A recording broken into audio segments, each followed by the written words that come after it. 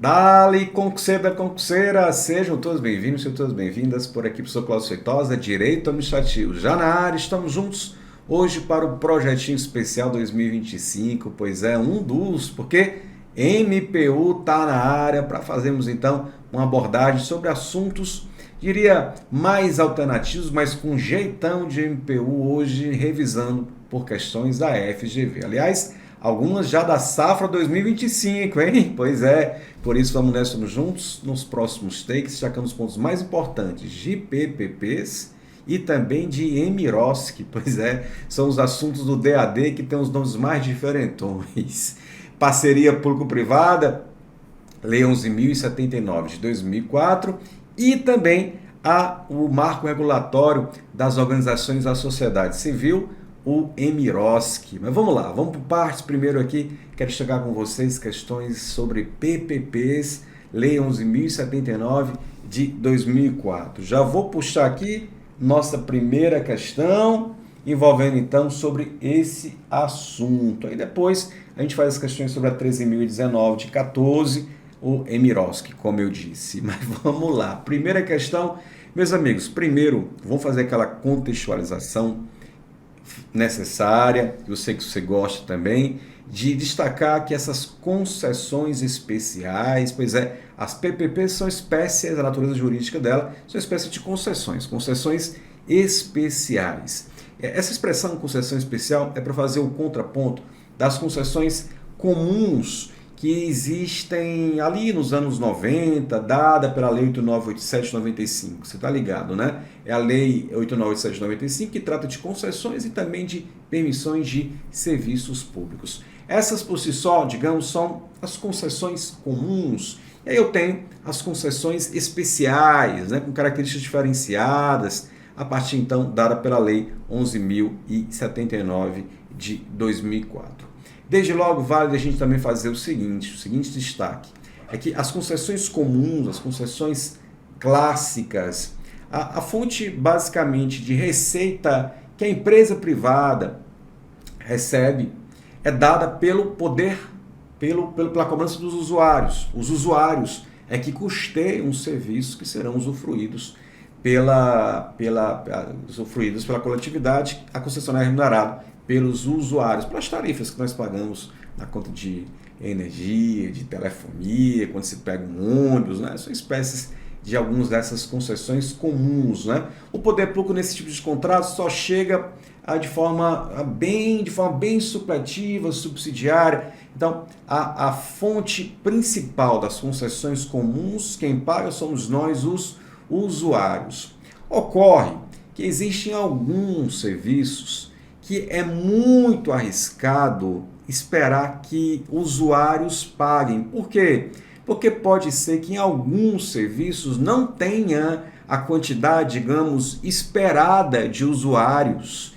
E aí, meu amigo, se você lançar uma licitação para uma concessão que tem poucos usuários, as empresas participarão? Claro que não, porque elas são remuneradas pelos usuários. Se tem poucos usuários, elas não se interessarão. Agora, se eu te falar que existe um novo tipo de concessão, essa de 2004, em que o poder público meio que assegura em um tipo dessas concessões, né? Essas concessões especiais. Tem um tipo em que, por exemplo, o poder público assegura que se a empresa não tiver a quantidade, lucratividade esperada, o poder público chega junto.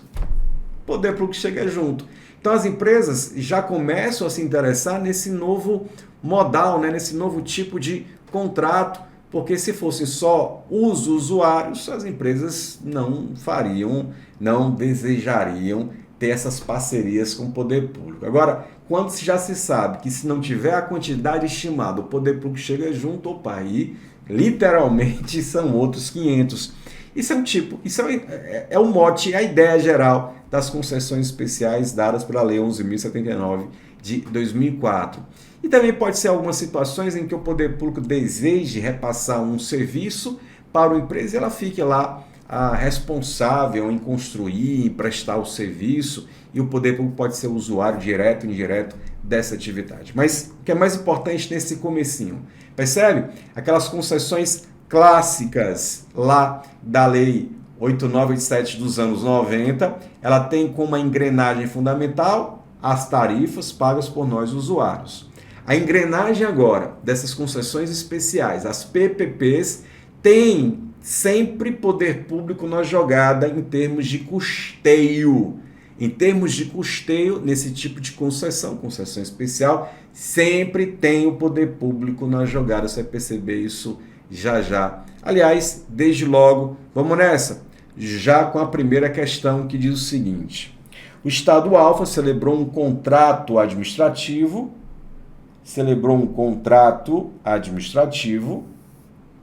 com a sociedade empresária XYZ, hein? A FGV adora essas historinhas, essa sociedade empresária, então, XYZ, para uma concessão de serviços públicos, envolvendo adicionalmente a tarifa cobrada dos usuários, também uma contraprestação pecuniária do parceiro público ao parceiro privado.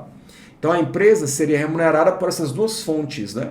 Tanto tarifas a serem cobradas dos usuários, como também aquilo que será pago pelo poder público. Nesse cenário, considerando as posições da Lei 11.079 de 2004, é correto afirmar que se está diante de uma parceria público-privada, sim, na modalidade, vamos lá, que tipo de PPP é essa? Antes de responder, já contextualizado, né, ambientado no assunto, deixa eu te mostrar então os dois tipos de PPPs e os traços característicos, identificadores, que você vai logo associar para uma ou para outra. Artigo 2º dessa lei, 11.079, diz que PPP é o contrato administrativo de concessão. Ó. Na modalidade, tem dois tipos de PPPs, a patrocinada ou a administrativa. Na concessão patrocinada, é a concessão de serviços ou de obras públicas de que trata a lei, quando envolver, olha só, ó a dica, hein? Dica de idade desde logo. Adicionalmente, a tarifa cobrada aos usuários, também uma contraprestação do parceiro público ao parceiro privado. Então, por exemplo, algumas rodovias são PPP. PPP se for patrocinada, além do pedágio, né, das tarifas pagas por quem está nessa rodovia, né, nas cancelas, como a gente chama, o poder público também faz o pagamento. Beleza? Então, nesse tipo de concessão, amarra essas duas coisas, hein? Adicionalmente, a tarifa cobrada dos usuários também tem a contraprestação do parceiro público ao privado. E a outra concessão, gente, é a concessão administrativa. Nessas, é um tipo de contrato de prestação de serviços de que a administração é a usuária, direta ou indireta, ainda que envolva a execução de obra ou fornecimento de relações de bens. Nessa concessão administrativa só tem contraprestação do parceiro público, só tem contraprestação do poder público.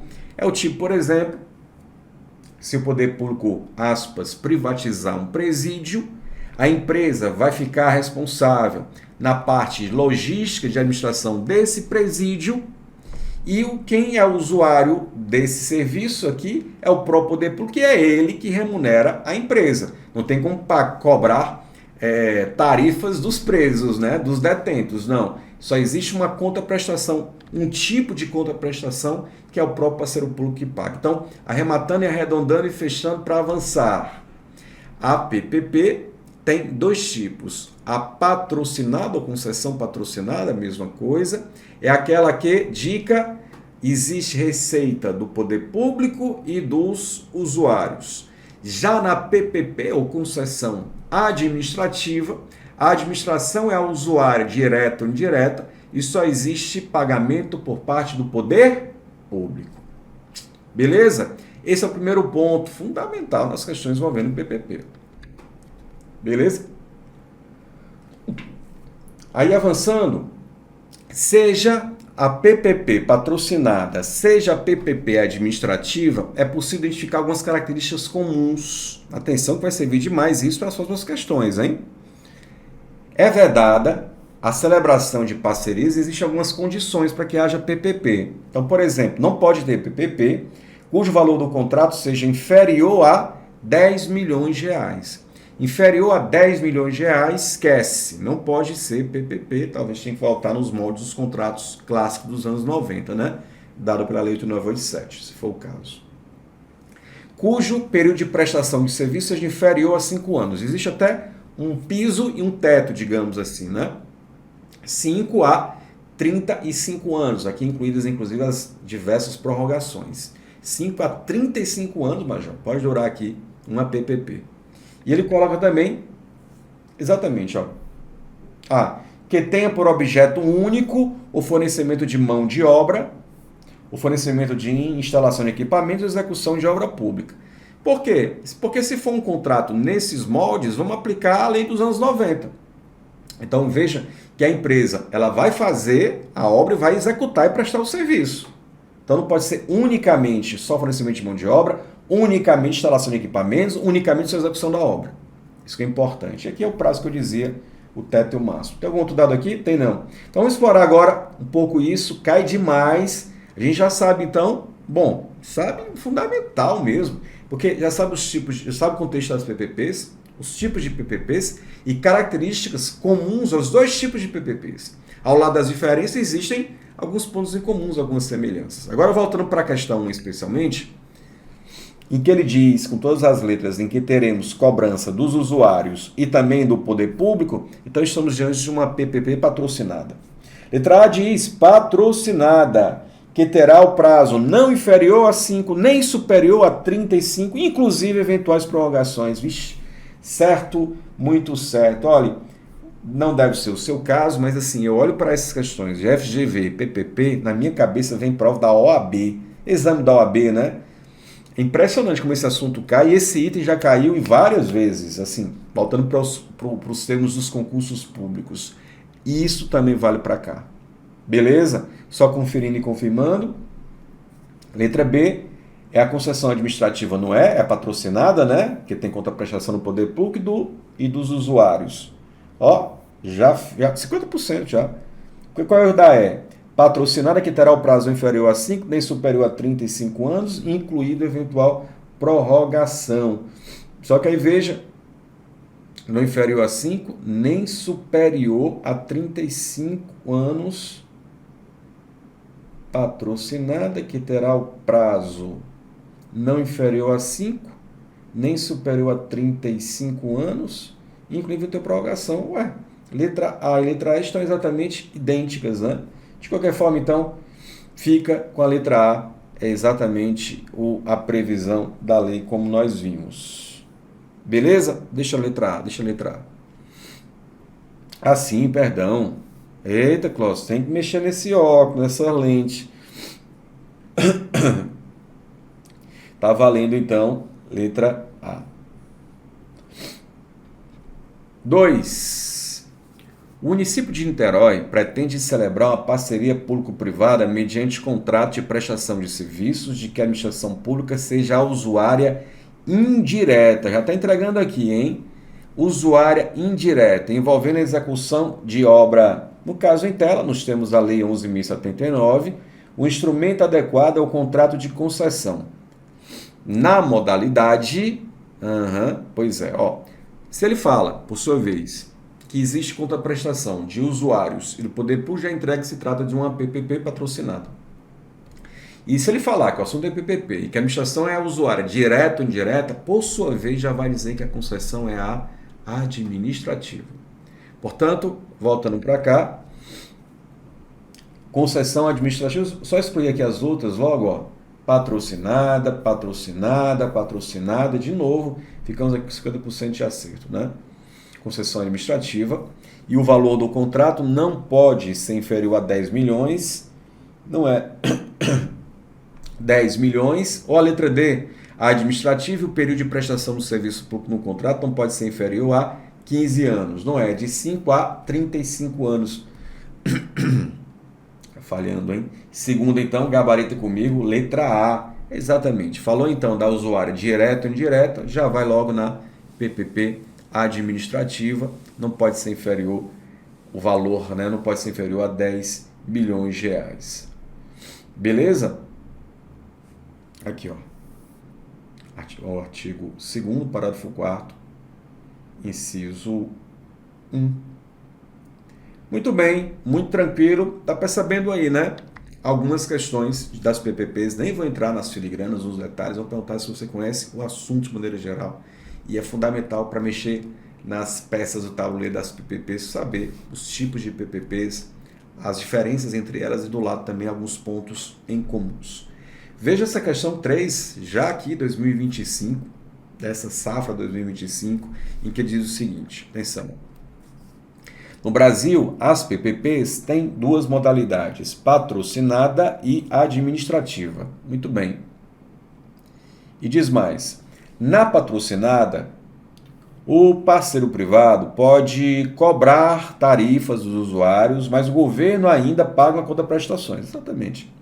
Já na modalidade administrativa, a remuneração do parceiro público vem exclusivamente do poder público, sem cobrança de tarifa dos usuários. Perfeito, né? Um exemplo de modelo de concessão administrativa com o uso de, ó a expressão agora, ó, shadow toll. Shadow toll nas PPPs é vamos olhar, o que é shadow toll? Seria o pedágio sombra, mais ou menos isso, né? Tarifa sombra. E veja, bom, Klaus, nunca ouvi falar dessa expressão, você realmente até agora, inclusive, nem falou dessa expressão, é verdade, verdade. Agora veja, observe as opções, e vai colocar diversos modais de contratos administrativos, contratos tipo PPPs. E ele está perguntando o que é uma da shadow toll, o que é quando se aplica shadow toll. E aí você vai perceber que a maioria das opções elas vão ter um ponto em comum. E aqui não tiver esse ponto comum, vai ser evidentemente a resposta. E qual vai ser o ponto comum? Vai aparecer tarifa. Vai aparecer tarifa. Quer ver? Ó? Letra A. Remuneração do concessionário com base na receita obtida exclusivamente com o pedágio. Ó, se for só com... Primeiro, não existe PPP em que não tenha poder público na área. Então, exclusivamente pedágio, nem tem esse tipo de PPP. Para ser uma PPP patrocinada, precisa ter pedágio e contraprestação no poder público. Né? Letra B, cobrança de pedágio. Então, tarifa dos usuários, ó, para remunerar o concessionário. Da mesma forma, a gente tem cobrança de pedágio aqui e cadê o poder público? Falso. Letra C, participação dos usuários no pagamento da manutenção da rodovia por meio de taxas adicionais cobradas anualmente. É como eu dizia, ó, está aparecendo como resposta, como padrão, a história dos usuários. Isso aparece aqui também na letra C, como também aparece, veja o que diz a letra E, remuneração do concessionário pelos usuários com base na demanda do tráfego. A única que não cita usuários é a letra D, remuneração do concessionário pela administração pública com base na disponibilidade da rodovia sem cobrança de pedágios aos usuários. É isso.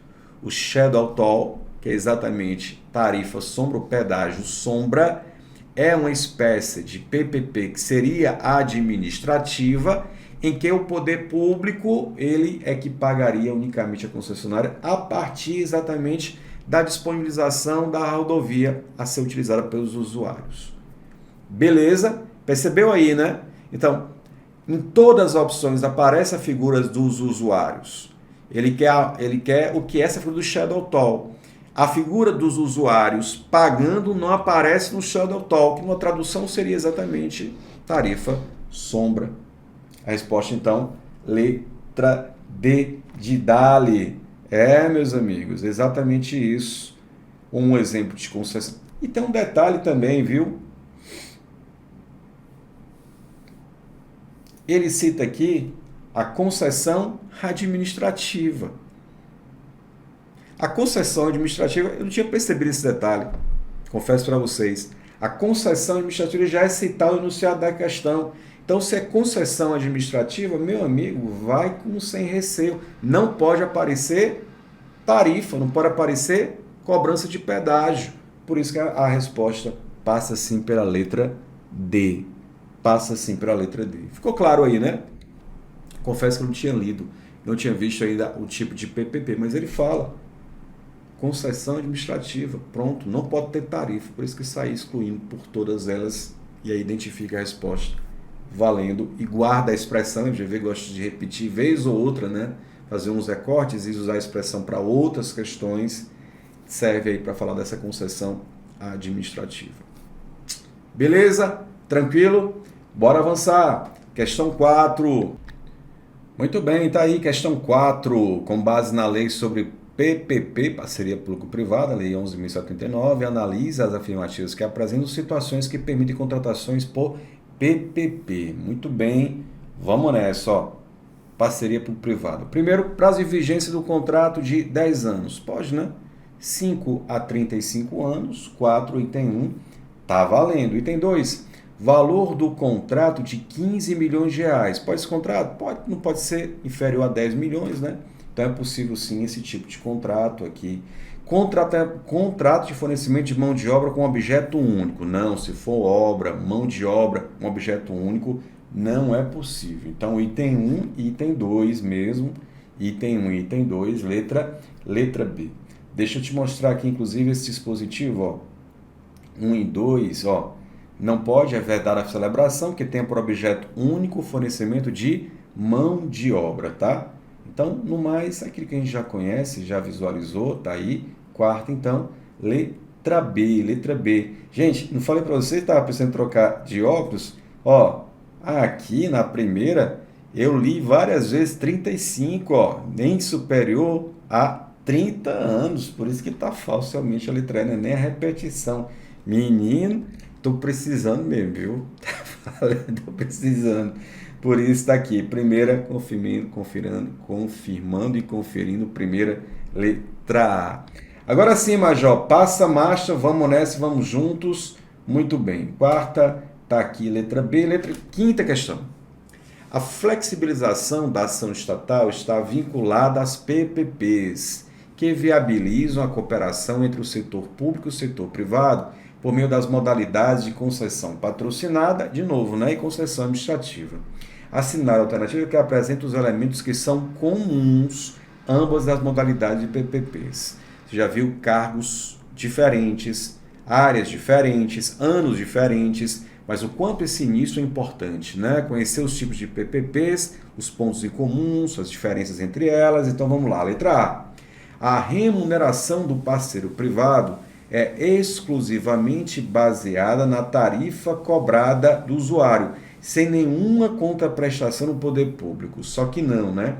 Repito, insisto, se tem um ponto comum aqui nas PPPs, característica das PPPs, por tabela comuns às duas modalidades, é que sempre tem a contraprestação no poder público. Às vezes junto com os usuários, PPP patrocinada, às vezes sozinho, PPP administrativa. Falso, letra A. Letra B. A exigência de constituição obrigatória de uma sociedade de propósito específico, independente do licitante vencedor ser um consórcio ou não. Vou logo gabaritar aqui, mas comento já um pouquinho com vocês sobre esse item, tá? Letra C. A garantia de equilíbrio econômico-financeiro é explicitamente prevista na lei, sem necessidade de aplicação subsidiária de outras legislações. Está falso, assertiva. É possível a aplicação, inclusive, da legislação de licitação. Letra D. A contratação de PPPs é permitida para qualquer valor contratual. A gente já sabe que está falso aqui. E por menos de 3 anos, outro erro. E a letra E. A legislação prevê que a União pode conceder garantias e transferências voluntárias aos estados, DF e municípios, sem qualquer limite para as despesas derivadas dos PPPs. Digo para vocês que é muito provável, qualquer item que fale de parcerias e fale de ilimitação, está falso assertivo, né? Está falso. Agora, gabarita comigo, letra B de bora passar, bora gabaritar. É isso mesmo, a previsão está aqui no artigo 9º, sociedade de propósito específico. Antes da celebração do contrato, deverá ser constituída uma sociedade de propósito específico, incumbida de implantar e gerir o objeto da parceria. Eu diria que esse é mais um ponto comum aos dois tipos de PPPs que a gente não tinha comentado até então. Seja as PPPs patrocinadas, seja PPP administrativas, a gente já sabe que tem um prazo mínimo, um piso, um teto, valores a partir de quando elas podem ser instituídas. Eu acrescento mais um ponto em comum. há necessidade de ter a constituição por parte do parceiro privado de uma sociedade de propósitos específicos, exatamente isso. E por que vai ter a SPE, né? Sociedade de Propósito Específico? Para que não haja confusão entre os negócios da empresa privada e essa parceria com o poder público. Porque veja só, imagine uma empresa ou um consórcio de empresas ganhou a licitação, é ela que vai ser a parceira do poder público. Ela vai continuar tendo seus negócios com outras empresas, com outros fornecedores, não tem nada a ver com o contrato que está tendo a parceria com o poder público. Então, para que não haja uma mistura, inclusive na parte contábil, sabe, entre o que tem essa empresa que ganhou, e a empresa que foi contratada pelo poder público, vamos criar uma sociedade de propósito específico, um outro CNPJ, para a gente poder acompanhar exatamente aqui o que entra e o que sai. Mais ou menos isso, para poder acompanhar um outro CNPJ, para poder acompanhar exatamente as diretrizes da execução contratual. Mas sobre isso, separei uma questão específica, especial, para tratar melhor da SPE. Veja a questão 6 na tela. Antes da celebração do contrato de PPP, deverá ser constituída, está aí, ó, sociedade de propósito específico, incumbida de implantar e gerir o objeto da parceria. Nesse contexto, nos termos da Lei 11.079 de 2004, assinale a afirmativa, ele pergunta então a incorreta. O falsete, a fake total, né? Letra A. A administração pública fica vedado ser titular da maioria do capital votante da sociedade de propósito específico. Só lembrando, antes de fechar então, ele até diz aqui, né? Antes de fechar a parceria, a empresa privada é que ficará incumbida de criar então essa SPE, Sociedade de Propósito Específico. E aí o poder público ele não pode ter capital maior do que a metade nessa SPE, porque senão ela vira uma sociedade de economia mista, um componente de administração pública indireta, e não é esse, evidentemente, o objetivo. Por isso, falso a letra A. Letra B, a sociedade de propósito específico não poderá assumir, ele diz, então aqui, ó, peraí, ele quer incorreto, esse item está valendo. Letra B, a sociedade de propósito específico não poderá assumir a forma de companhia aberta, com valores imobiliários admitidos na negociação no mercado. Poderá sim, aliás, deixa eu te mostrar, essa é a previsão, inclusive, ó. A sociedade de propósito específico poderá assumir a forma de companhia aberta, com valores imobiliários admitidos na negociação no mercado. Então, poderá sim assumir a forma de companhia aberta. E aquela vedação que eu dizia há pouco na letra A está aqui no artigo 9º, parágrafo 4º. Basicamente, toda a questão vai ser com base no artigo 9º, né? Que é o comecinho das SPS. Mas vamos lá. Letra C. A sociedade de propósito específico deverá obedecer a padrões de governança corporativa e, conforme o regulamento, adotar contabilidade e administrações financeiras padronizadas. Está valendo exatamente aqui, artigo 9º, parágrafo 3º. Confere, né? Letra D. A transferência do controle da sociedade de propósito específico estará condicionada à autorização expressa da administração pública, nos termos do edital e do contrato, observado o artigo 27, parágrafo único da Lei de Concessões e Permissões. Ela fez alusão aqui à Lei de 95. Está valendo, sim, né? A empresa, a SPE, ela pode até ser alienada, transferida. O controle dela para outras empresas, mas atendida às exigências na legislação. Está valendo aqui, é a cópia do artigo 9º, parágrafo 1º. Letra E, a vedação à administração de ser titular, ó, aquela história. A vedação à administração pública de ser titular da maioria do capital votante da sociedade de específico não se aplica à eventual aquisição da maioria do capital votante da SPE por instituição financeira controlada pelo poder público em caso de inadimplemento de contratos de financiamento. A gente já sabe que o poder público não pode ter maior do capital votante dessa SPE, não é verdade? Mas é possível, essa vedação não se aplica se for um banco, por exemplo, Banco do Brasil. O Banco do Brasil, eventualmente, pode ser o sócio dessa SPE, nos casos de inadimplemento de contratos de financiamento. Então, a possibilidade também aqui do artigo 9º previsto aqui no parágrafo 5º. Bora gabaritar? Valendo então, ó, 6, então, aqui a resposta ele quer incorreta, a gente já viu, passa pela letra B de bola. Joia? Acho que a próxima já é Emiroski, né? Bom, antes de falar propriamente sobre os termos aqui da questão 7, né, conhecer os pontos importantes, deixa eu fazer algumas considerações sobre essa lei, ó. Primeiro, sobre essa lei aqui. Lei 13.019 de 2014. Essa, por si só, é exatamente o marco regulatório, sim, das organizações da sociedade civil. Por isso, a gente conhece no dia a dia como o Emiroski, né? A Lei 13.019, tá? Essa lei ela foi profundamente alterada logo no ano seguinte, em 2015. Mas daqui para frente, eu sempre vou me referir a essa lei aqui, porque aqui é como se fosse uma atualização. Beleza? E aí o que acontece? Primeiro ponto que eu quero chegar com vocês aqui. Essa é uma lei, a Emiroski, é uma lei nacional. Ela não se aplica só para a União, se aplica também para estados e também para municípios. O segundo ponto é que essa lei ela vai tentar colocar uma série de exigências para que esses ajustes que o poder público, né, esses contratos, por assim dizer, prefiro falar ajustes, mas enfim, esses contratos que o poder público vai fazer com essas entidades privadas seja mais criterioso, e por isso que às vezes ela até exagera ao colocar uma série de condições para que haja esses negócios e também para que haja o controle desses negócios. Realmente, é uma lei que traz embora o assunto esteja bem na área da administração pública gerencial, os termos das exigências parecem voltar há algum tempo, né? Mais com aquela diagramação da administração pública burocrática. Mas avançando.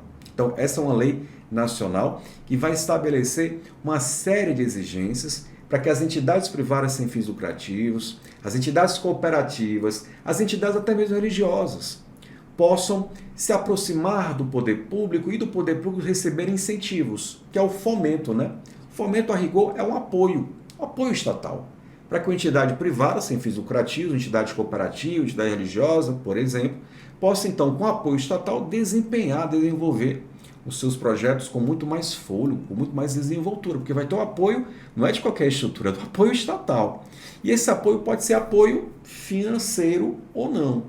A depender de como seja esse apoio, a depender de como seja essa relação de que tenha proposto, nós visualizamos aqui 3 tipos de instrumentos, que inclusive é o que a questão aqui faz menção. Mas deixa eu logo te mostrar a lei. No artigo 2º, ao definir uma série de expressões, ela apresenta logo os conceitos desses 3 instrumentos. Eu tenho 3 instrumentos. Primeiro, o termo de colaboração, termo de fomento e também o acordo de cooperação. Beleza? Só para você ficar ligado, no termo, na expressão termo aqui, ó, eu quero que você sempre associe a hipótese em que o poder público transfere recursos. Vamos ler juntos já já, mas nos 2 casos envolve transferência de recursos financeiros, evidentemente. Beleza? Já o outro instrumento, o acordo de cooperação, não existe esse repasse de recursos financeiros por parte do poder público. Vai ter uma parceria, vai ter um tipo de ajuste, vai ser o acordo de cooperação, mas não existe repasses econômicos. Isso vai ser fundamental, tal como fizemos com as PPPs, identificando as características, não é? Aqui também ao falar desses instrumentos, tá? Se tiver repasse financeiro, é um termo, que pode ser um termo de colaboração, pode ser um termo de fomento, mas se existe repasse financeiro, é um termo. Se não tem repasse financeiro, vai ser um acordo, e é um acordo de colaboração. Portanto, eu tenho 3 instrumentos. Essas estruturas privadas podem, então, desejar se aproximar do poder público para que haja um fomento, e aí, a depender de como seja esse modelo, existem 3 possibilidades. Termo de colaboração, termo de fomento e o acordo de cooperação. Vamos logo destacar isso. No termo de colaboração, o instrumento por meio do qual são formalizadas as parcerias estabelecidas pela administração. Então é como se fosse, aspas, um contrato, um instrumento com as organizações, com as OSC, né, a Organização da Sociedade Civil, para a consecução de finalidade de interesse público e recíproco. E aí veja, ó, uma outra característica do termo de colaboração, propostas pela administração pública. Essa praticamente vai ser a diferença, o termo de colaboração do termo de fomento, porque é um instrumento, de novo, por meio do qual são formalizadas as parcerias, olha como repete, com as OSC, para a consecução de finalidade de interesse público e recíproco, agora, proposta pelas organizações da sociedade civil. Então, se tem instrumento, se tem repasse financeiro, é termo aqui, não é? É termo. Se for proposto pela administração, é termo de colaboração. Ó a dica, administração propondo colaboração. Administração são colaboração. Passa a égua, dá certo, Manjó. E o outro, que é o proposto pela OSC ao poder público, é o termo de fomento. Beleza? E no conceito de acordo de cooperação que a lei traz, você vai perceber o instrumento por meio do qual são formalizadas as parcerias estabelecidas pela administração pública com organizações da sociedade civil para a consecução de finalidade de interesse público e recíproco que não envolva, tá aqui, ó, que não envolva transferência de recursos financeiros. Então, como é que cai? Veja, desde logo, essa primeira questão. A administração federal irá formalizar com a OSC as seguintes parcerias para a consecução de finalidade de interesse público. Olha só. Questão de um concurso importante, cargo importante, cobrando esses conceitos, que é o fundamental para poder dar os próximos passos, né? Parceria que não envolve a transferência de recursos financeiros. Se não tem recursos financeiros, não é o termo, é o acordo. Vamos logo observar as opções. Ó, já posso tirar. Não é termo, não é termo, já estou entre 50% de acerto. Isso aqui é o acordo de cooperação, né?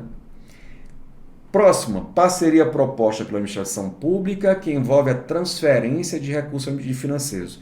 Tem que ser termo. E quem propôs foi a administração. Então é o termo de colaboração. Termo de colaboração.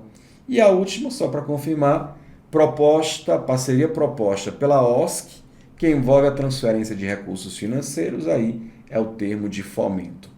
Gabarita comigo, A7, letra B de bola. Tranquilo, né? Suave. Mas vamos mais. 8. Após a observância das formalidades legais, o poder público e uma OSC formalizaram a parceria para a consecução de finalidades de interesse público e recíproco que não envolvam, você sabe de quem eu estou falando agora, que não envolvam a transferência de recursos financeiros. Nesse cenário, considerando as disposições da lei, é correto afirmar que a parceria entre o poder público e a organização da sociedade civil foi instrumentalizada por meio de bora gabaritar? Se não houve repasse, então não é termo, é acordo. E qual é o acordo que está previsto lá? É o acordo de cooperação. Olha que tranquilo. E veja, de novo, não é qualquer concurso. Olha o cargo também, né? Concurso lá da Câmara dos Deputados no comecinho do ano passado, se não estou enganado, né? Beleza? Tudo suave, né? Tranquilo. Pois tem mais. Olha 9. O município de Teresina, safra 2025, Major. TCE Piauí. Ixi, me recorde mais quando sou esse edital. Mas vamos lá. O município de Teresina, Piauí, atento à realidade nacional, pretende implementar no exercício de 2025 uma política pública de busca de pessoas desaparecidas. Um dos programas dessa política refere-se ao textão FGV, né? E você sabe. Um dos programas dessa política refere-se ao desenvolvimento de um sistema de alertas que permite a comunicação em tempo real do desaparecimento de crianças, adolescentes e pessoas vulneráveis. Assim, até agora, o objeto não vai ser fundamental para o deslinde da questão. Agora, fica ligado que é importante destacar que quem está propondo essa ideia é o poder público. Beleza, até aqui só isso de fundamental, mas digo mais. Visando concretizar e dar eficiência ao programa, a municipalidade pretende, vamos lá, chegou, hein? Pretende firmar parcerias com a OSC, permitindo uma melhor interface entre o poder público e a população. Essa parceria terá por escopo, objetivo aqui, a divulgação de informações, fotos e características de pessoas desaparecidas para as organizações por meio de uma central informática implementada com recursos das transferências financeiras realizadas pelo município de Teresina. Então, meu amigo, vai ser proposto pelo poder público, você está vendo aí, e vai ter repasse de recursos. Eu estou falando de termo. Estou falando de termo, como é o nome? Termo de colaboração. Gabarita comigo, é isso que ele vai perguntar, né? Eu estou falando então do termo de colaboração. Gabarita comigo, valendo. E como você está percebendo aqui, para quem não estuda esse assunto, cai de paraquedas, realmente aqui vai virar um grande chute. É ou não é? Com certeza. Então, de concurso recente, cobrando, continuando na vibe de cobrar exatamente as figuras centrais de que trata a Lei 13.019. Gabarita comigo o termo de colaboração. Muito bom, hein? Muito bem, passa a marcha, questão 10. Questão 10.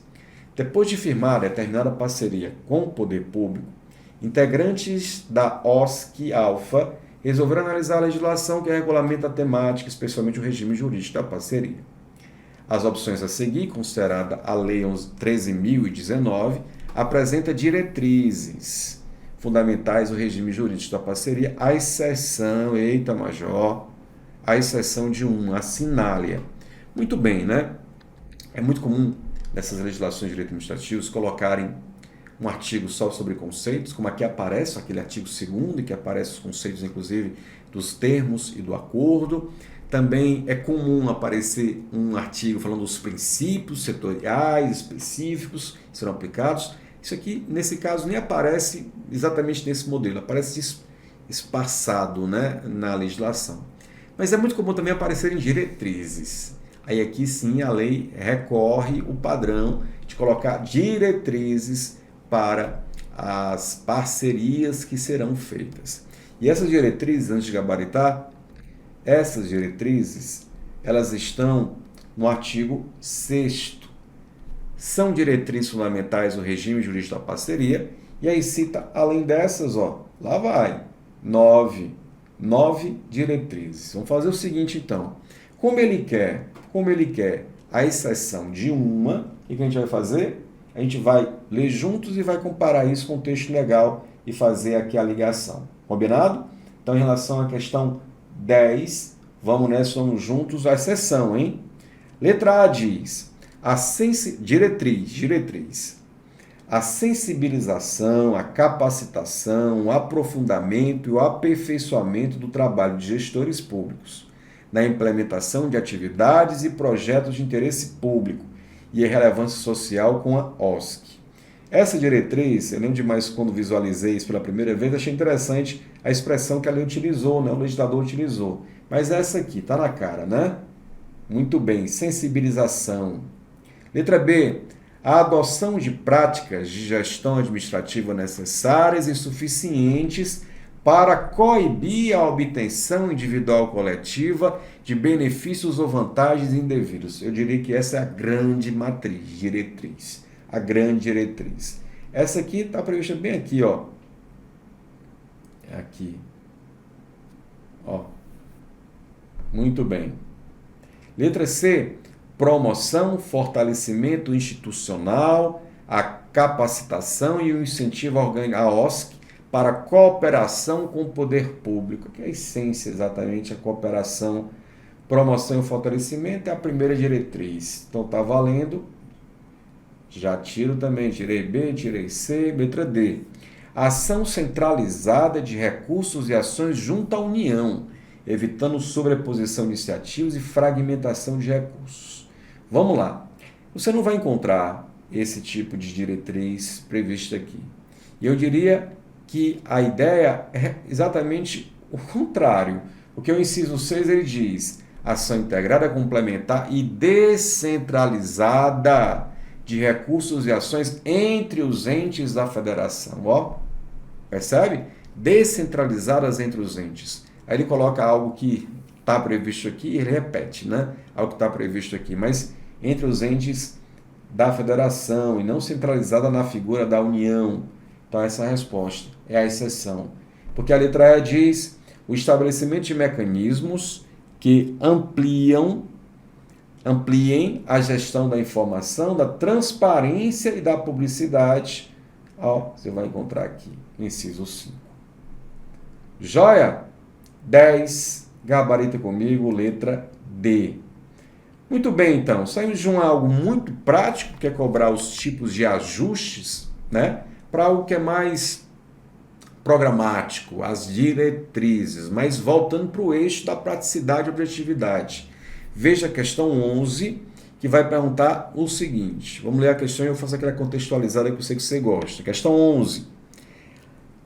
A organização da sociedade civil, XYZ, olha lá aí de novo, né? XYZ, conhecedora do terceiro setor e da instituição, por meio de lei, do procedimento de manifestação de interesse social, PMIs, né? Chamado, apresenta proposta ao poder público, objetivando a celebração de parceria. Nesse cenário, considerando as disposições da lei, é correto afirmar que, muito bem, qual é a contextualizada que eu quero fazer com vocês? É que é o seguinte, a gente começou pelo objetivo central da legislação, mas para que haja esses ajustes, para que haja esses termos, ou até mesmo com algumas situações, o acordo de cooperação, para que a entidade privada assine com o poder público esses ajustes, é preciso antes formalidades previstas em lei. Então, por exemplo, uma dessas é o chamado procedimento de manifestação de interesse social, exatamente como está previsto aqui. O procedimento de manifestação de interesse social. Então, esse PMIs, né, ele é uma possibilidade em que um parceiro, um futuro parceiro privado, uma entidade privada, um cidadão, os movimentos sociais podem levar ao poder público uma ideia. E a partir dessa ideia, se for importante, ele, parece ser relevante. Vamos ver se é mesmo. Pode levar então para discussão, dialogar, aprimorar a sugestão e esse PMIs cumprir o seu objetivo. Essa medida, então, assim, se a gente pegar uma comparação, se você estudou Lei 14.133, porque daqui para frente eu vou fazer essas comparações, parece muito com o objetivo lá previsto assim de audiências públicas, sabe? Em que o poder público conversa com os participantes para amadurecer o que se pensa, para ouvir sugestões. Então, esses PMIs seriam isso, exatamente um momento em que o poder público pode receber uma proposta de desenvolvimento de uma parceria, acha a priori aquela ideia interessante, ela atende algumas exigências, vamos ouvir de outros participantes da sociedade civil se essa ideia ela tem algo construtivo, algo de interessante, e depois disso, quem sabe, a gente então faz uma seleção. Disse assim, hein? Depois do PMIs, quem sabe, não é obrigatório, a gente faz uma seleção para escolher a entidade privada em que a gente vai fazer essa parceria juntos, pegar aquela ideia e implementar na prática. Ou seja, o PMIs é um instrumento que pode existir antes do chamamento público, que é essa espécie de seleção que o poder público faz como regra para escolher o parceiro privado que vai ter um termo de colaboração, um termo de fomento, em algumas situações até mesmo o acordo de cooperação. Beleza? Então, esse é o contexto da PMIs. Vamos incrementar essa ideia geral com o que estabelece aqui a lei no artigo 18. Acompanhe comigo. É instituído o PMI como instrumento por meio do qual as organizações AOSC, movimentos sociais e cidadãos, então pode ser que você nem seja exatamente o responsável por uma ONG, você é na condição de cidadão, poderão apresentar propostas ao poder público para que este avalie a possibilidade da realização de um chamamento público, objetivando a celebração da parceria. A proposta deverá atender a algumas exigências, vou avançar mais. Artigo 20. Preenchidos os requisitos do artigo 19, essas exigências aqui, a administração pública deverá tornar pública, recebeu aquela ideia, né? Parece que é relevante, atendeu às exigências. Vamos então levar para a comunidade para a gente conversar sobre isso. É isso que vai estar dito no artigo 20, com outras palavras. Preencher os requisitos do artigo 19, a administração pública deverá tornar pública a proposta em seu sítio eletrônico e verificada a conveniência e oportunidade para a realização do procedimento de manifestação de interesse social, o instaurará para a oitiva da sociedade sobre o tema. Pronto. Parágrafo único. Os prazos e regras do procedimento de que trata esta seção observarão um regulamento próprio, né? Aqui a lei dá só as coordenadas, a ideia é geral. Ficam para os regulamentos da União, dos estados e municípios detalharem sobre esse ponto. O que mais? O artigo 21 diz que a realização do PMIs não implicará, acompanhe comigo, não implicará necessariamente na execução do chamamento público. O que é o chamamento público? É essa, entre aspas, licitação. Pode ter um PMI, ou PMIs, né? E não ter a licitação. Ou pode ter o PMIs e pode ter essa licitação. Essa licitação, gente, é chamada de chamamento público. Eu prefiro falar seleção, mas só para você entender, é que o poder público, via de regra, para chegar e fazer os termos e os acordos, que já comentamos e sabemos o que é, precisa fazer, via de regra, esse chamamento público. E normalmente, antes do chamamento público, tem o PMIs. Mas, de novo, não é porque teve o PMIs que vai ter o chamamento público. Outro detalhe, a realização do procedimento do PMIs, não dispensa a convocação por meio de chamamento público para celebração de parceria. Não é porque teve o PMIs que eu vou pular a seleção. Pode ter o PMIs e pode ter a seleção, o chamamento público. Parágrafo 2º, a proposição ou participação no PMIs, isso é interessante.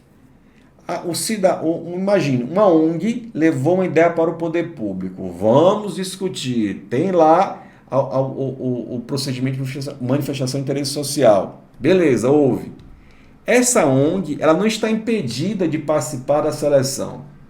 Observe, a proposição ou participação no PMI, porque pode ser que tenha proposto ou ela tenha se manifestado sobre a ideia, né? Pois é.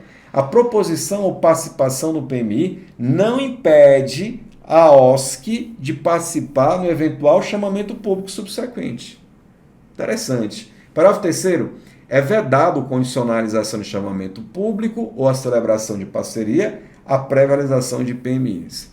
Não se pode exigir que antes do chamamento público necessariamente tenha PMIs. É facultativo. Afinal das contas, é isso que eu quero que você perceba. PMIs é facultativo, é opcional. Não é vinculativo, não é porque teve que vai ter a seleção. E mais, qual é a principal característica dela? Revela uma administração pública dialógica, que dialoga, que ouve, que aprimora, que recebe sugestões. Essa é a ideia aqui desses PMIs. Beleza? Agora, feito isso, meu amigo, se aparecer, não passa disso. Garanto. E então veja a questão 11 sobre as PMIs. Letra A. Encaminhada a proposta em observância às formalidades legais, a administração pública deverá torná-la pública, encaminhada a proposta e cumprir aquelas observâncias, aquelas formalidades, né? E observar aquelas formalidades, a administração pública deverá torná-la pública em seu sítio eletrônico e verificar a conveniência e oportunidade para a realização do PMI, exatamente, o instaurará para a oitiva da sociedade sobre o tema. Repetiu aqui o dispositivo já lido. Letra B. A realização do PMI implicará na execução. Não, é facultativo e não é vinculativo no sentido de ter que fazer o chamamento público. Letra C. O PMI é um instrumento que poderá ser utilizado pela OSC e pelos movimentos sociais, mas não por cidadãos. Podem sim, né? pela OSC, pelos movimentos sociais e por cidadão. Falso, falso. Letra D. A proposição à participação no PMI impede a OSC ou movimento social de participar, não impede. Letra E. Condiciona-se a realização do chamamento público e a celebração da parceria, a prévia realização não pode ter essa obrigatoriedade. Beleza? Então, conferindo e confirmando, gabarita comigo. Sim, meus amigos. Letra A. Beleza? Bora para mais uma? Deixa eu só colocar aqui. Muito bem. 12. Administração Pública, textão, hein? Administração Pública do Estado Alfa publicou um edital, beleza, ó. Vamos comentar aqui agora um pouquinho sobre o chamamento público. Então, a gente já falou sobre esse instrumento, já que a lei menciona, o PMI, e agora o chamamento público. Agora, antes de avançar, também daquela contextualizar. O chamamento público, então, é essa seleção e a regra prevista. Agora, tal como acontece lá na licitação, lembra lá? A licitação é a regra, existem as exceções à licitação. Os casos de inexigibilidade, os casos de dispensa, aqui também vai acontecer isso. Inclusive, os mesmos conceitos que existem lá servirão para cá. O que é inexigibilidade, o que é dispensa, dispensa com seus dois tipos, dispensar e dispensável, os mesmos conceitos que a gente vai, se for o caso, colocando os pingos nos is na sequência, tá? Não os mesmos casos, porque não tem como ser, né? Não tem como ser. Mas inexigibilidade, inviabilidade de competição, dispensa com seus dois tipos, dispensado e dispensável, beleza? Agora voltando para o chamamento público. A próxima, acho que a 13, é uma questão sobre a exceção ao chamamento público. Mas vamos por partes. Então, sobre o chamamento público, é um procedimento destinado, olha só, é um procedimento destinado a selecionar uma OSC para firmar uma parceria por meio de termo de colaboração ou de fomento, no qual se garanta a observância dos princípios. Como é que vai ser nessa seleção? Vai se garantir isonomia, legalidade, impessoalidade, moralidade, igualdade, publicidade, probidade e vinculação de instrumento convocatório, julgamento objetivo. Pronto, como eu disse, os princípios aqui não ganharam um artigo próprio, mas estão dispersos, como, por exemplo, os princípios balizadores do chamamento público. Então ele pergunta, e os que são correlatos? Muito bem.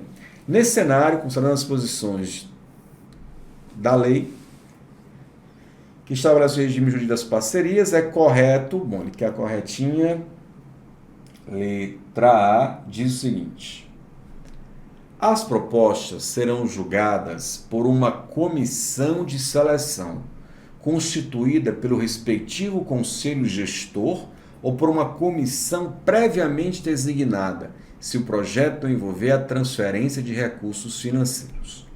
Olha o que diz a lei sobre a...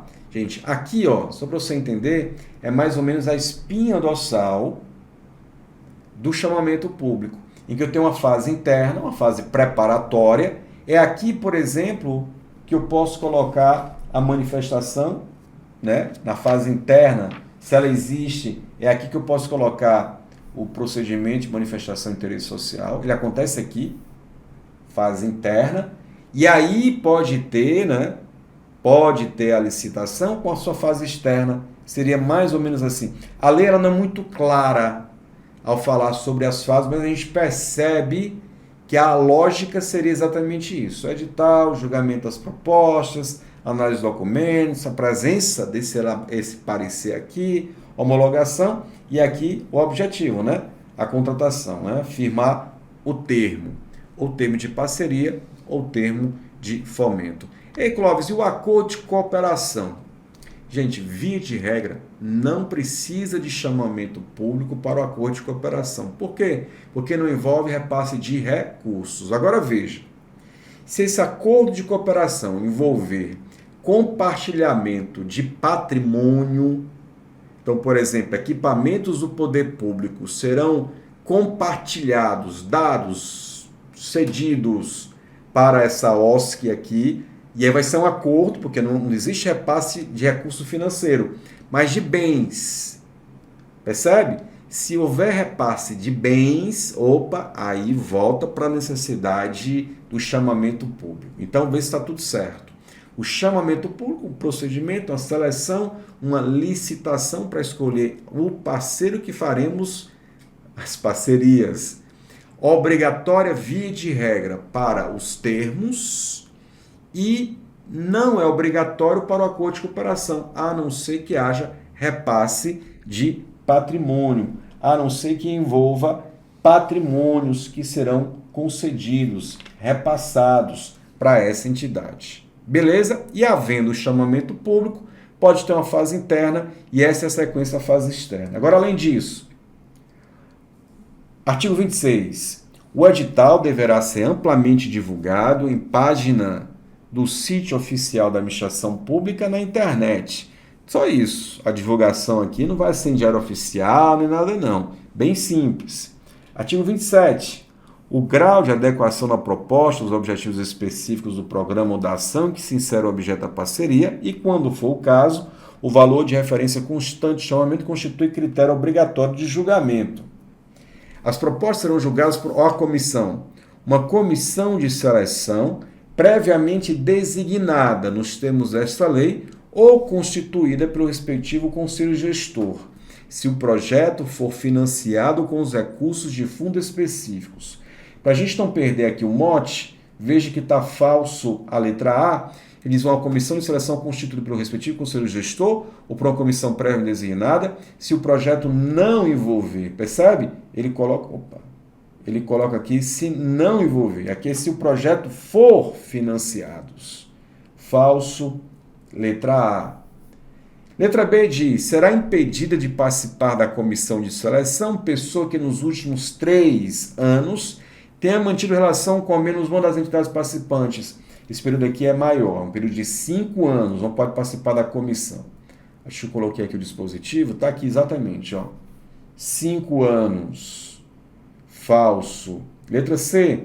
Será obrigatoriamente justificada a seleção de proposta que não for a mais adequada ao valor de referência constante de chamamento público. É interessante. Além do poder público escolher a proposta, e por isso o parceiro, o futuro parceiro, ela também vai justificar obrigatoriamente por que a proposta da outra que perdeu não foi escolhida. Essa sim é uma exigência curiosa e prevista, está correto? Deixa eu te mostrar aqui, ó o parágrafo 5º. Beleza? Então, gabarita comigo, a resposta é letra... Cadê? Aqui, letra C. Aqui, letra C. Afinal, a letra D diz, a administração pública, após homologar o resultado do chamamento público, aquela última fase da licitação, deverá divulgar no diário oficial, em jornal de grande circulação, em sua página oficial na internet, que nada, também só eletronicamente. Deixa eu te mostrar. A administração pública homologará e divulgará o resultado do julgamento no sítio previsto no artigo 26. E é o mesmo sítio, para usar a expressão aqui da lei, em que haverá divulgação do edital. Nada de diário oficial, nada disso. E a letra E, a homologação do resultado do chamamento público gera direito para a OSC que é a celebração da parceria. Gente, nem nas licitações, a homologação de uma licitação, 14.133, gera o direito ao contrato, imagine aqui de uma OSC. Também não há direito subjetivo à realização da parceria. E se eu não estou enganado, está aqui, parágrafo 6º, é isso mesmo. Está aí, coloquei para vocês também. Beleza? Tudo no ponto, valendo. Por isso, então, gabarita comigo, sim, 12, letra C. Agora sim, avancemos 13. Josiane teve que verificar em quais situações caberia à administração pública, dispensar a realização de chamamento público para a formalização de parcerias no âmbito da lei, vindo a concluir corretamente que isso poderia acontecer. Vamos lá. Vou te mostrar desde logo os casos de dispensa previstos aqui no artigo 30.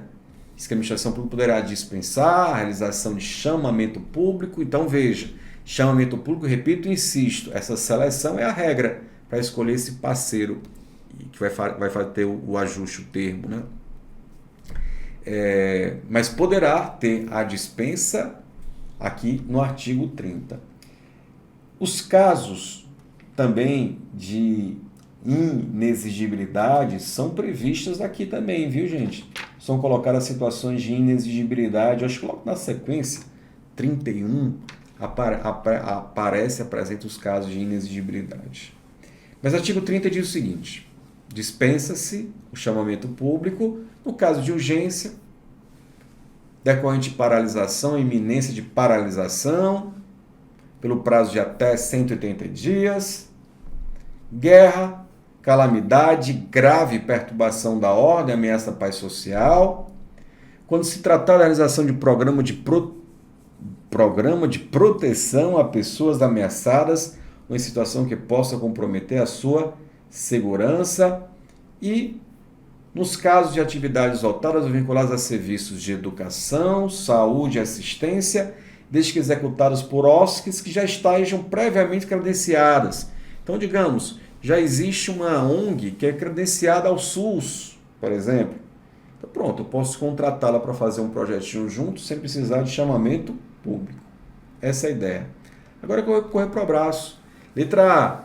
Caso a administração venha realizar um termo de fomento que depende da proposta da OSC.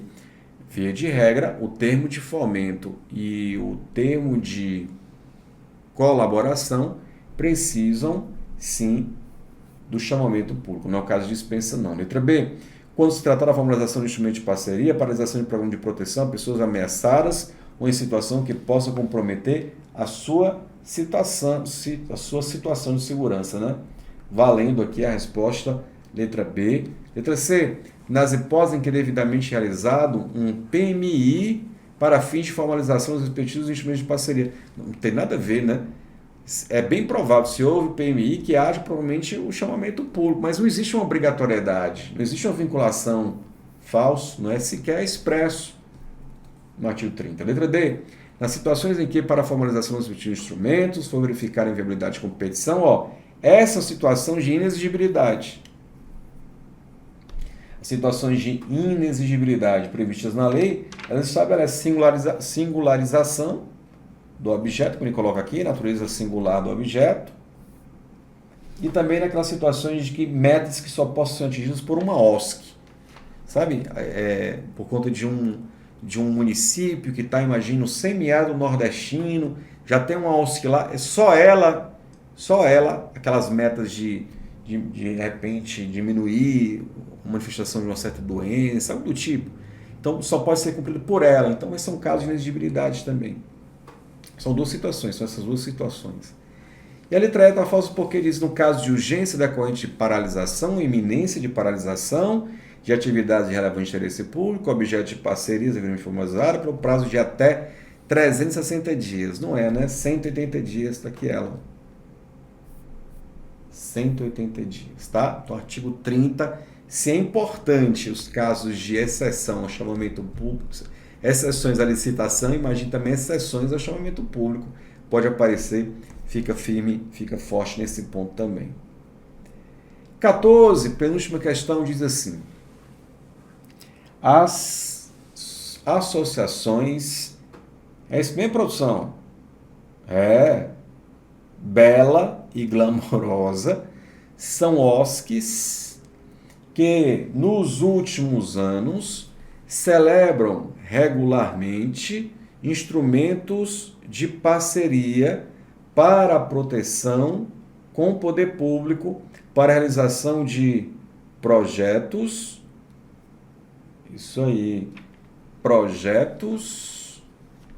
perdi aqui, viu?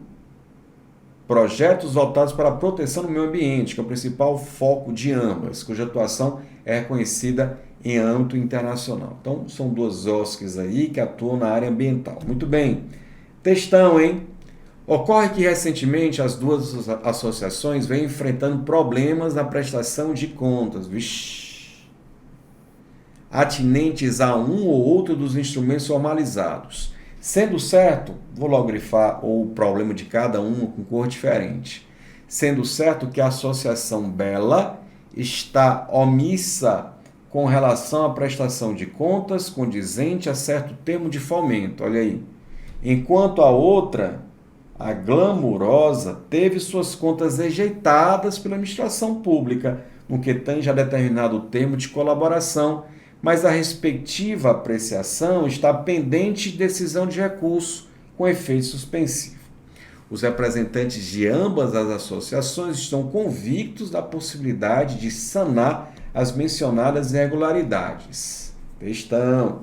Considerando que tais associações estão interessadas em participar de um chamamento público para a realização de um novo termo de fomento, à luz da 13.019 e suas modificações, guardadas as mencionadas circunstâncias e diante dos fatos estritamente narrados, é correto afirmar que, meus amigos, como eu disse, essa lei ela coloca uma série de requisitos e condições e permitem a contratação e o controle também. E ela estabelece uma lista de OSCs que estão impedidas de participarem de novos chamamentos públicos. Um dos pontos, evidentemente, é analisar se essa empresa que teve no passado algum tipo de parceria e realizou e finalizou todo o termo de forma ajustada, adequada, tal como se espera. Se houver eventualmente um problema de prestação de contas, isso pode ser uma pedra, um empecilho para novas parcerias. Mas sobre isso a lei dá uma certa flexibilizada e observe qual é o objetivo da questão. Artigo 39. Diz assim: ficará impedida de celebrar qualquer modalidade de parceria prevista nesta lei a OSC que 1.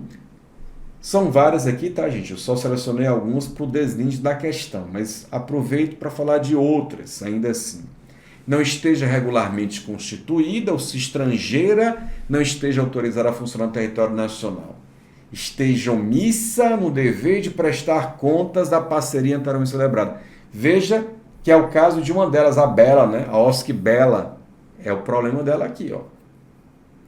3. Já vi caindo em outros concursos. Tenha como dirigente membro de poder ou do MP. Olha aí.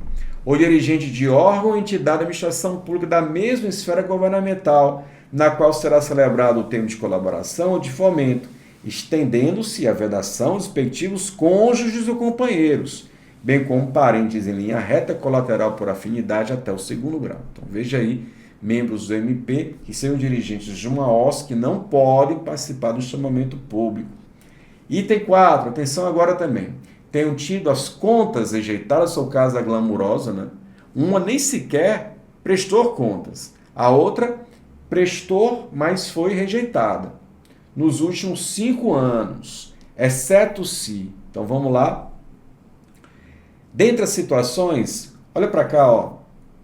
A apreciação das contas estiver pendente de decisão sobre recurso com efeito suspensivo. Não é o caso daquela segunda lá, da Glamurosa, né? Pronto. Aqui já finaliza para a última questão, então voltemos. Então, diante desse cenário, gente, ele pergunta dos fatos estritamente narrados, é quando afirmar que está se constatando que a primeira, que é a Bela, essa de amarelo, ó, está omissa. A segunda teve as contas rejeitadas, mas tem um recursozinho pendente ainda com efeito suspensivo. Então, em resumo, a Bela não pode participar e a Glamurosa pode participar.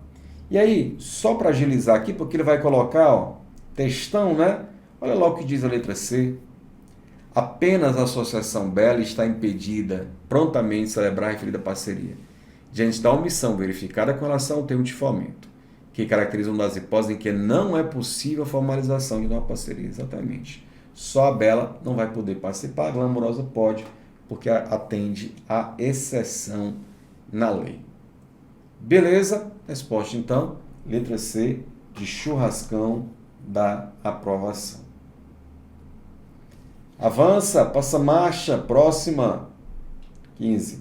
Diz assim: no exercício de suas atribuições, Neuza, servidora da Câmara Municipal de Fortaleza, olha aí, foi questionada acerca dos instrumentos que podem ser formalizados com as OSC, notadamente aquelas que podem importar na transferência de recursos financeiros, à luz da Lei 13.019, vindo a servidora a esclarecer corretamente que, vamos lá? Bom, se ele falou que se trata de transferência de recursos, é termo, né? Letra A diz: os instrumentos voltados para a transferência de recursos financeiros são termo de fomento e termo de colaboração, cuja formalização, em regra, deve ser precedida de licitação. Não é exatamente licitação, muito menos modalidade de concorrência, né? Vai ser o chamamento público, via de regra. Letra B, os instrumentos voltados para a transferência de recursos financeiros são termo de fomento ou acordo. Acordo já está falso. Letra C, os instrumentos voltados para a transferência de recursos financeiros são termo de colaboração e o acordo de cooperação. Muito bem. Acordo não. Falso. Letra D, os instrumentos voltados para a transferência de recursos financeiros são termo de fomento, termo de colaboração, acordo não. Então, gabarita comigo.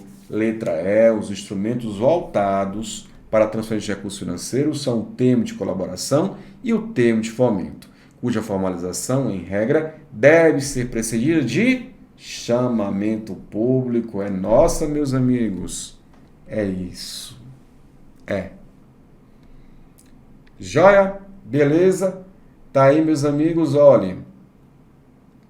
Vou ficando por aqui, mas desejando a vocês ótimos estudos e lembrando, dúvidas, entre em contato com o nosso Instagram, Prof. Clóvis Feitosa. No mais, já está sublinhado, já está destacado que desistir não é opção de gabarito. Aluno Carranza faz ao gabarito sorrir. Vamos nessa, somos juntos. Você, servidor, dale. E para você que está participando deste desafio, você vai poder efetuar sua matrícula. Nosso curso de Titânio MPU é uma condição especial, com desconto em cima de desconto. Isso mesmo. Aqui no nosso Titânio MPU, você vai ter tudo o que você precisa para você ficar na melhor classificação para você ser o próximo servidor público da sua família. Aqui, literalmente, a gente pega na tua mão até a data da posse. Você vai receber conteúdo teórico explicado de uma maneira objetiva, direta e simples. Você não vai perder tempo com aquilo que não cai. Tudo direcionado para que você possa ter o melhor aprendizado e de uma maneira mais rápida.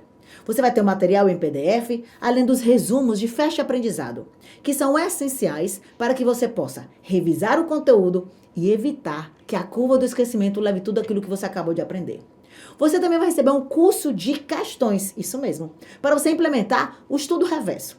O curso de questões de fixação é a melhor maneira de você fixar o conteúdo, memorizar, para que de cada 10 questões você consiga acertar 9. Essa é a nossa meta. Além disso, você também vai receber um cronograma eficiente. Você vai receber um cronograma onde você vai saber o que é que você vai estudar teoria, questões, quando vai fazer revisões, quando tem um estudo ativo, quando fazer simulados. É todo um passo a passo.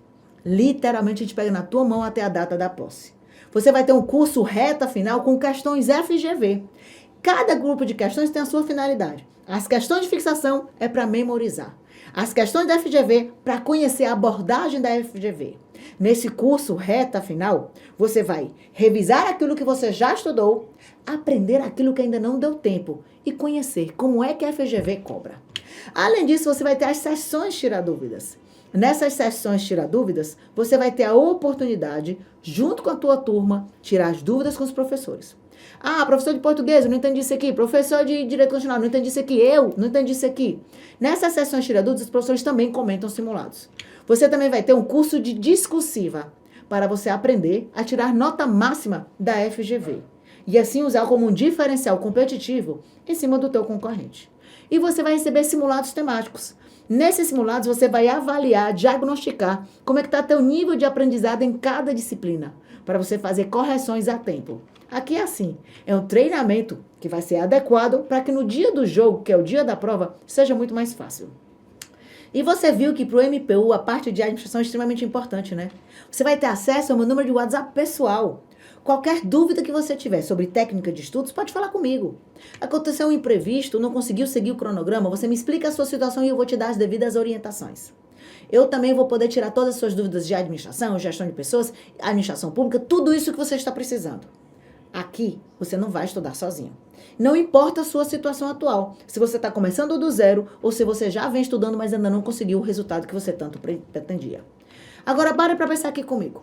Curso completo de teoria, curso completo de questões, mais um curso de reta final, curso de questões de fixação, PDF, revisões, mapa de fecha aprendizado, acesse meu número de WhatsApp, curso de discursiva, cronograma eficiente. A gente poderia cobrar aqui uns R$2.000, mas não.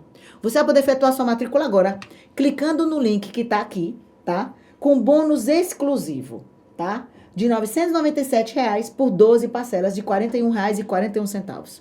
Você vai ter um desconto em cima de desconto. Se você for efetuar sua matrícula agora no nosso site, o nosso curso do Titânio vai estar R$100 mais caro. Mas você não. Você vai poder efetuar sua matrícula agora, clicando no link aqui disponível por 12 parcelas de R$ 41,41. Mas isso é exclusivo para você que está no desafio. Quem está fora do desafio vai pagar R$100 mais caro do que esse valor. Então, clique no link agora. Porque como eu disponibilizo meu número de WhatsApp, eu só consigo efetuar uma matrícula mais ou menos de 45 pessoas. E eu sei que uma grande parcela já se matriculou. Porque para poder dar conta. Então, venha fazer parte desse grupo seleto de alunos que vai ter todo o nosso acompanhamento. Tanto do curso completo de teoria, curso completo de questões de fixação, reta final, são mais de 1.500 questões comentadas em videoaulas da FGV. Você tem sessões tira-dúvidas, você vai ter simulados temáticos, cronograma de estudos, discursivo e acesse meu WhatsApp. Clique no link agora disponível. Estou aguardando você dentro do nosso curso.